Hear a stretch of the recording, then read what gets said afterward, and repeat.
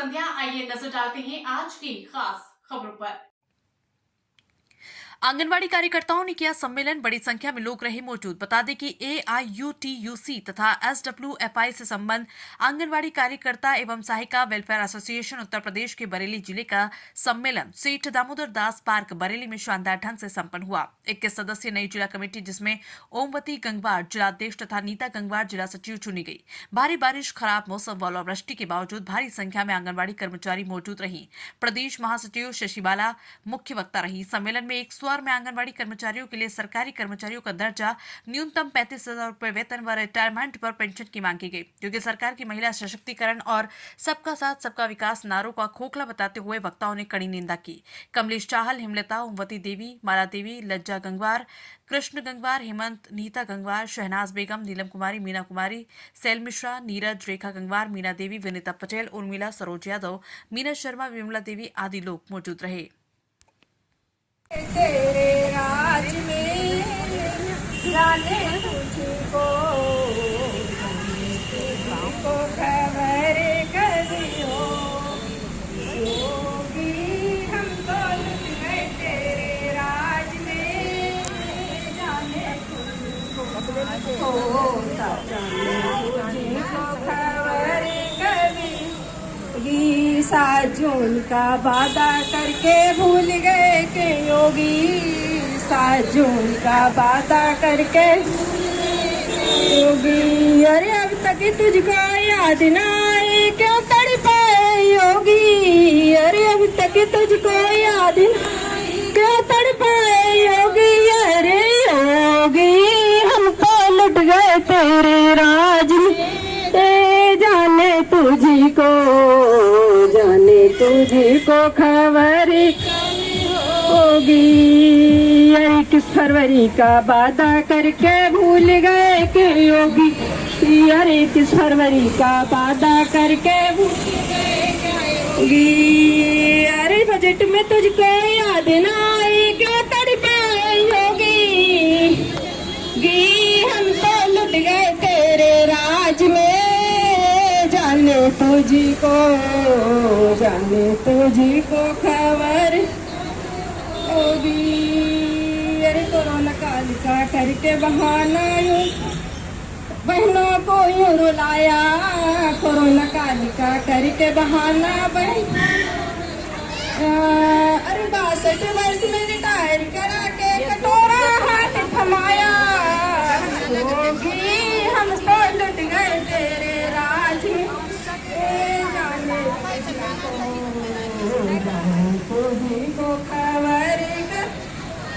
प्रदेश है और हमारे जितने भी प्रदेश हमारे टच करते हैं उत्तर प्रदेश को, उन सभी प्रदेशों में 10,000 से कम कहीं पर भी मानदेय नहीं है।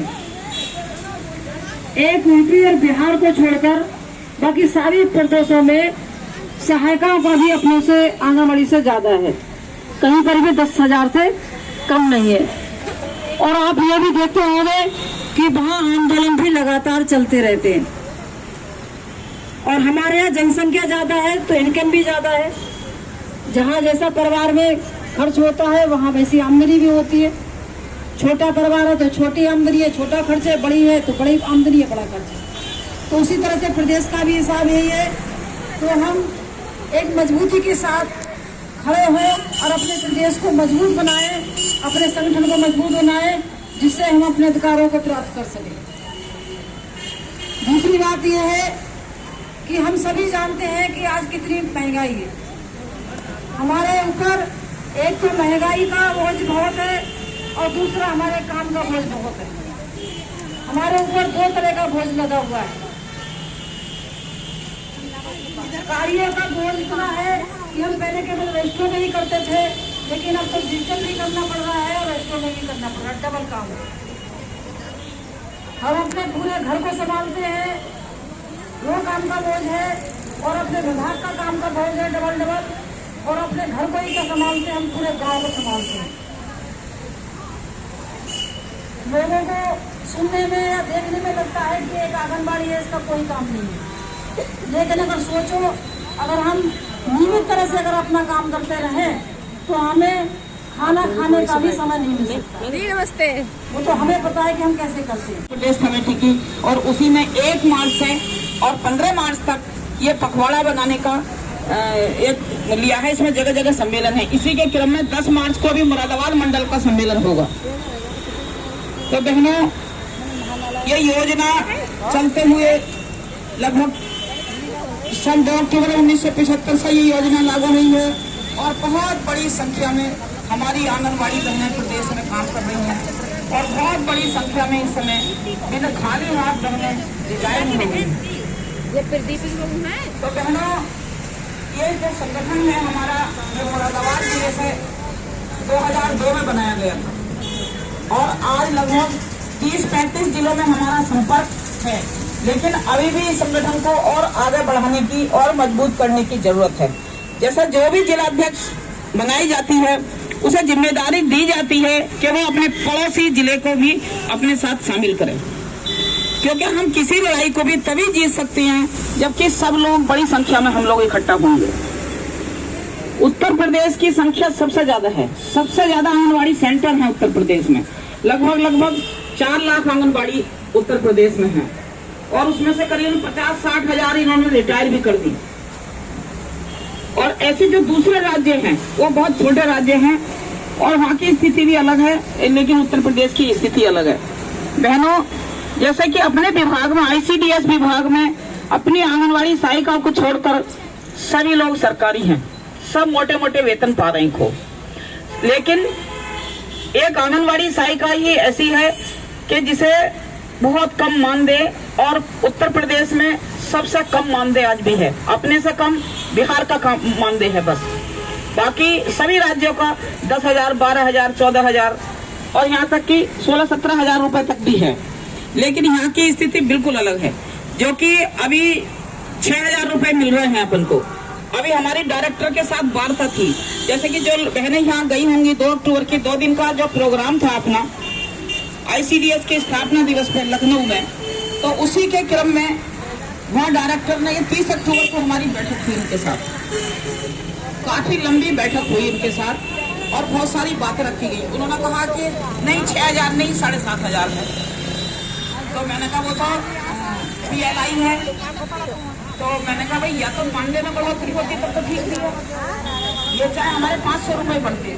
तो उन्होंने ये भी हमें आश्वासन दिया था कि सरकार की बातचीत चल रही है, 500 रुपए अभी और बढ़ाने की बातचीत चल रही है, लेकिन अभी तक ऐसी सूचना किसी के पास नहीं है। जो 1500 रुपए हैं वो काम के ऊपर निर्भर है कि भी जैसा काम करोगे ऑनलाइन, सबका काम ठीक है, फीडिंग ठीक हो रही है तो उसका मिल रहा है, वो भी कभी मिलता है कभी नहीं मिलता। रेगुलर मैं समझ रही हूँ किसी का नहीं आता होगा 1500 रुपए। तो हम तो 6,000 मानेंगे। हम लोग से बात भी रखी थी कि भाई हम लोग तो 6,000 मानेंगे आंगनबाड़ी के, तो जैसे 6,000 मिल रहे हैं वैसे रेगुलर 1500 रुपए भी मिले तो आंगनबाड़ी समझे कि 7,500 रुपए मिल रहे हैं। तो इस तरीके से सब गुमराह करने की बात। 96 में 400 रुपए थे, जबकि सन 1975 में योजना चली थी तो कुल 75 रुपए आंगनबाड़ी को मिलते थे, कुल 75 रुपए। तुम्हारा पड़ोसी जिला है सबसे पहले पीलीभीत में, इसमें भी शुरू हुई थी सन 1975 में, तो कुल 75 रुपए मिलते थे आंगनबाड़ी को। तो ये मत सोचो कि कुछ नहीं हो रहा। तमाम जिस दिन अपने दिमाग से तुमने ये बात निकाल दी कि हम बढ़ चढ़ कर संगठन के साथ रहेंगे और हर एक कार्यक्रम में बढ़ चढ़ के हिस्सा लेंगे, जरूर सरकार को सुनाई देगा। और सरकार क्या सोचती है, अरे मतलब जहाँ भी कोई बड़ा प्रोग्राम होता है तो 4-6 हजार महिलाएं पहुंच जाती हैं, 4 लाख में से 4,000 पहुंचेंगी तो उसका परिणाम क्या होगा तुम खुद समझ सकते हो ये बात। जिस दिन 4 लाख में से 50,000 भी अगर आ गई मैदान में, संगठन के साथ हमने 50,000 बहनों को भी जोड़ लिया, तो समझ लो तुम्हारी कोई मांग उस दिन अधूरी नहीं रह सकती। सरकार को मजबूर होना पड़ेगा तुम्हारी मांग मानने के लिए। और जैसा हरियाणा में पैसा बढ़ा है, अभी हरियाणा में रात दिन उन लोगों ने आंदोलन कराए, रात दिन आंदोलन कराए। और जो लोग हमारे ग्रुप से AWW से जुड़ी हुई हैं, बरेली की भी कुछ बहनें, उन्होंने देखा होगा कि हरियाणा में किस तरीके से आंगनबाड़ी भर भर के उसमें जेल में जा रही थी। देखा था किसी ने, जो बसों में भर भर के जेल में जा रही थी, वो हमारा ही संगठन है। वहाँ पे भी जो अपना राष्ट्रीय लेवल का संगठन है उसी से जुड़े हुए हरियाणा के लोग भी, तो बसें भर भर के वो लोग जेल चले गए। उन्होंने सारी मांग अपनी मनवा ली और आंदोलन जारी है। यहाँ पे भी हम लोग आंदोलन का काफी प्रयास करते हैं। जो हमने जिले के नेता बना रखे हैं, जिले के पदाधिकारी बनाए हैं, वो बेचारे काफी प्रयास करते हैं। लेकिन जो बाकी लोग इस चीज को ठीक से नहीं समझ पा रहे हैं अभी। जिस दिन अपने दिमाग में तुमने ये सोच लिया कि हम बहुत बड़ी संख्या में और हमें सरकार से कुछ हासिल ही करना है, तो उस दिन वो दिन दूर नहीं कि तुम अपनी मांगों को सरकार से न मनवा पाओ।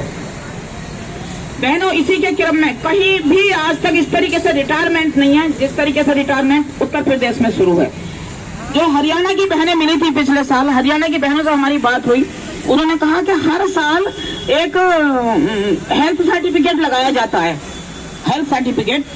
उसमें अगर फिट महसूस हुआ तो फिर वो नहीं हटा रहे किसी को भी। जिस तरीके से हमारे यहाँ और कोरोना जैसे काल में यहाँ पे जिस समय क्या लोगों को बहुत पैसे की जरूरत थी, कोरोना में इतनी बड़ी संख्या में उन्होंने ये देखा, सरकार ने देखा कि भी कोरोना के समय में तो लोग एक दूसरे को नहीं देख पा रहे हैं। कोई अपने के ऐसी महामारी फैली हुई थी कि कोई अपने को ही नहीं देख पा रहा था।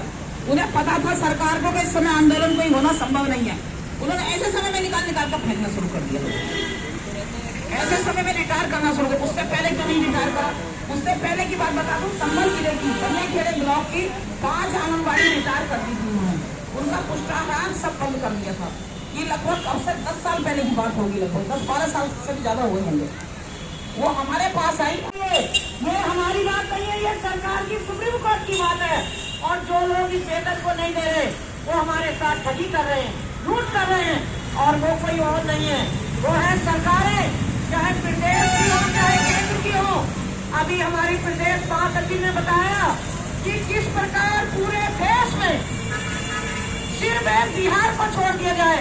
बहनों, बिहार की स्थिति यह है जो केंद्र से मिलता है 4500 रुपए और 2700 रुपए, बिहार में सिर्फ वही मिलता है, कोई एक पैसा भी नहीं देते उसमें। उसके अलावा पूरे देश में सबसे कम वेतन हमारा है, उत्तर प्रदेश का है। और ऐसी सरकारों को नफरत है कि जैसे ही चुनाव आते हैं, अभी मैंने परसों योगी जी का बयान देखा कि आंगनबाड़ी यशोदा मैया है, बहुत सारी तारीफ वो कर रहे थे। पिछले चुनाव में भी वो यशोदा मैया थी, और बीच में क्या शुरू किया गया कोरोना में, ये आप लोग देख रहे हैं। बहनों, सरकारों को वोट का भी डर नहीं रहा। उन्हें मालूम है हम हिंदू मुस्लिम करके, हम झूठ फैला के, फरेब करके, फोन करके, तमाम तस्वीरें लगा के हम इनसे वोट हड़प लेंगे।